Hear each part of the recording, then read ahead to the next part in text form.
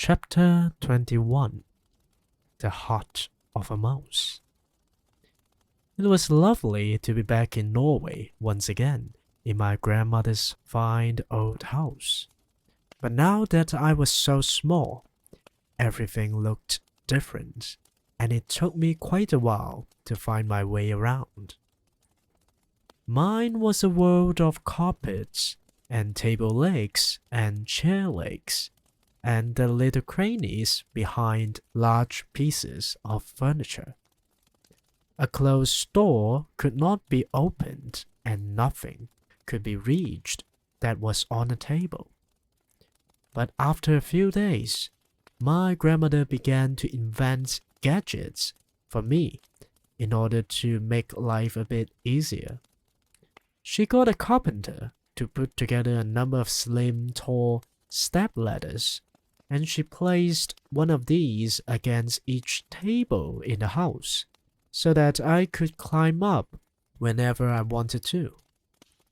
She herself invented a wonderful door-opening device made out of wires and springs and pulleys, with heavy weights dangling on cords, and soon every door in the house had a door opener on it.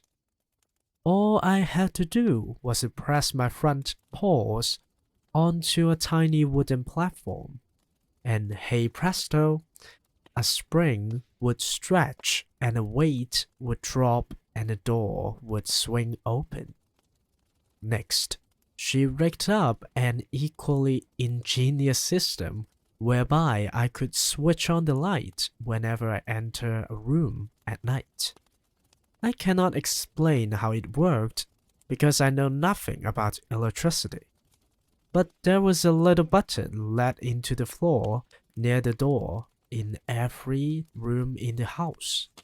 And when I pressed the button gently with one paw, the light would come on. When I pressed it a second time, the light would go off again.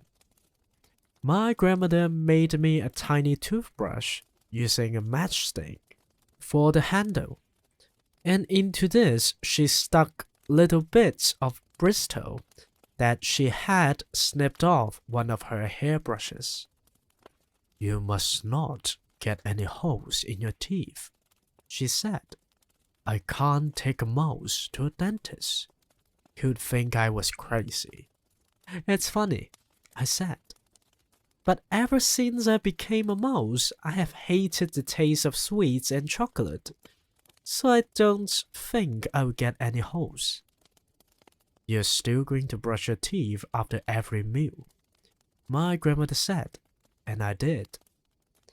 For a bathtub, she gave me a silver sugar basin, and I bathed in it every night before going to bed. She allowed no one else into the house, not even a servant or a cook. We kept entirely to ourselves, and we were very happy in each other's company. One evening, as I lay on my grandmother's lap in front of the fire, she said to me, "I wonder what happened to that little Bruno." I wouldn't be surprised if his father gave him to the hall porter to drown in the fire bucket. I answered, "I'm afraid you may be right." My grandmother said, "The poor little thing." We were silent for a few minutes, my grandmother puffing away at her black cigar while I dozed comfortably in the warmth. "Can I ask you something, Grandmama?" I said. "Ask me anything you like, my darling." "How long does a mouse live?" "Ah," she said, "I've been waiting for you to ask me that." There was a silence. She sat there, smoking away and gazing at the fire. "Well," I said, "how long do we live? As mice?" "I've been reading about mice," she said. "I've been trying to find out everything I can about them." "Go on then, Grandmama. Why don't you tell me? If you really want to know, she said. I'm afraid a mouse doesn't live for a very long time. How long? I asked. Well, an ordinary mouse only lives for about 3 years, she said. But you are not an ordinary mouse.